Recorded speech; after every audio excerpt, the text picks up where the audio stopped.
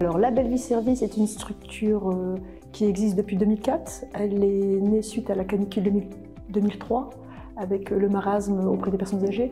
Avec mon associé Saïd, on a décidé de créer une entreprise pour prendre en charge au mieux les personnes âgées à domicile. Et donc, nous sommes installés sur Valenciennes. Notre zone d'intervention, c'est tout le territoire, tout l'arrondissement, les 82 communes. Donc effectivement, l'année prochaine, on a 20 ans. Donc on travaille très très bien, étant donné que les besoins sont grandissants avec le public des personnes âgées. Et donc on travaille auprès de plus de 1500 personnes âgées. On a une équipe d'à peu près 105 personnes qui travaillent pour nous. Et c'est vrai qu'on se développe énormément. Je suis née à Valenciennes. Avec mon associé, on a fait nos études de droit ici à Valenciennes. Il y avait déjà des besoins qui existaient.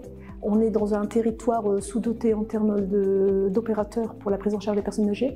Il y a eu également le plan Borloo qui a souhaité marchandiser un peu le secteur de l'aide à domicile. Donc effectivement, à ce moment-là, on a fait nos demandes d'agrément, nos demandes d'autorisation auprès du département.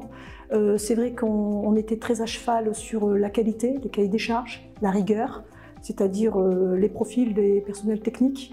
Donc c'est ce qui a fait qu'aujourd'hui on s'est développé.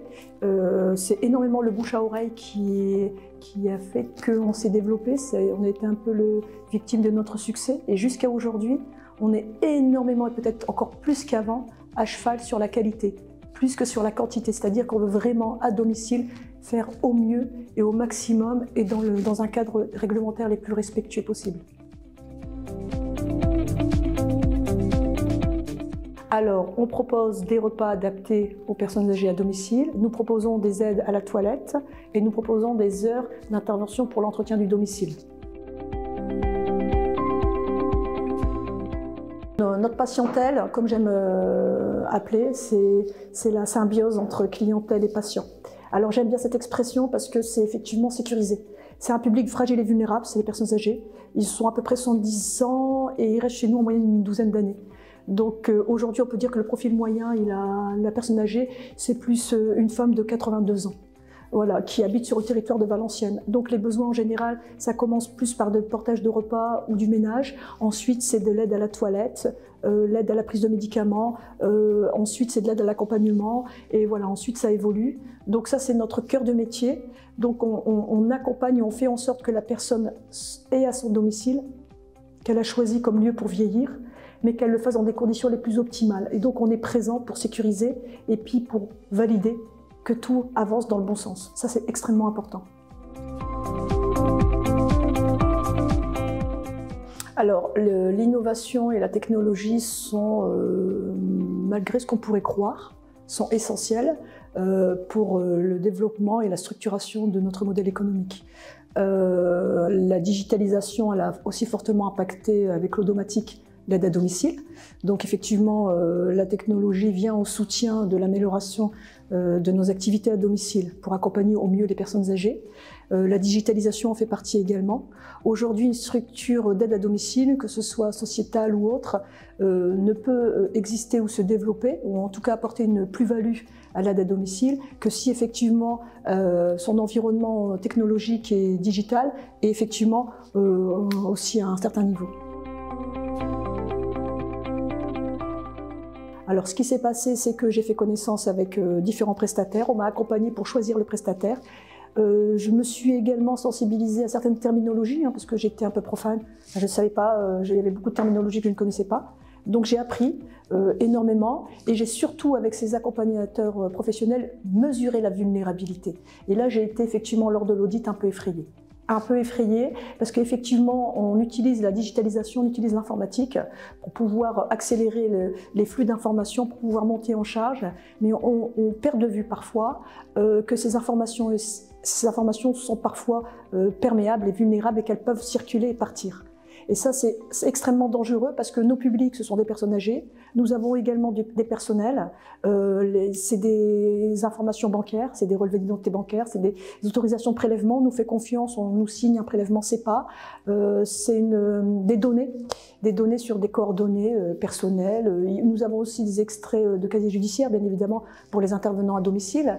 Et donc, toutes ces informations-là peuvent peut-être, on ne sait pas, être à la portée de n'importe quelle autre structure, de n'importe quelle personne ou de n'importe quelle autre personne à l'extérieur de l'Hexagone. Donc ça, c'est relativement effrayant. On en entend parler, mais vous savez, c'est un peu comme l'adage le dit, on pense que ça ne nous arrivera jamais, ça n'arrive qu'aux autres. Et donc, quand j'ai vu l'information et quand j'ai vu que Xavier Bertrand à la région proposait d'accompagner les TPE-PME, j'ai dit waouh, quelle opportunité! Et donc, effectivement, j'ai saisi cette opportunité, j'ai eu 50% de prise en charge. L'audit, effectivement, a révélé pas mal de failles. Heureusement, ils nous ont montré et on a corrigé. Et aujourd'hui, on est toujours aussi bon, mais on est plus fort.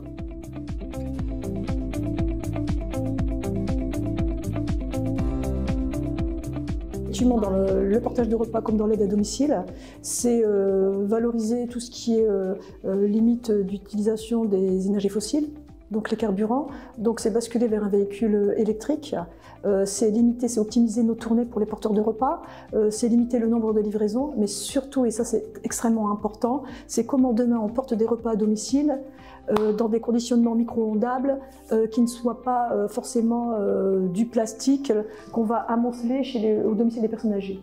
Donc c'est comment porter un repas proprement et avec des conditionnements qui effectivement peuvent améliorer le non-gaspillage. Pourquoi c'est important? Parce que comme toute entreprise, il y a des données sensibles. Chez Label Vie Service, les données sensibles, ça passe du numéro de sécurité sociale aux données personnelles, aux données bancaires, etc. Donc vis-à-vis de partenaires, que sont les CAF, les CPAM, les banques, il est important de montrer que l'entreprise Label Vie Service apporte tout le niveau de sécurité, puisqu'elle échange des données là-dessus. Elle a ne serait-ce aussi que les données de son personnel. Donc il était très important pour Label Vie Service de pouvoir sécuriser l'ensemble des informations qui vont jusqu'aux ingrédients alimentaires, jusqu'au niveau de service qu'ils peuvent apporter chez le client final. Elle peut être terrible parce qu'elle bloque déjà le fonctionnement normal de l'entreprise. Demain, si on reprend l'exemple de Label Vie Service, c'est ne plus avoir les informations pour aller sur les aides à domicile, c'est ne plus avoir les informations pour faire la livraison de repas. Donc ça met tout un écosystème à terre. Et au-delà de ça, c'est les conséquences financières.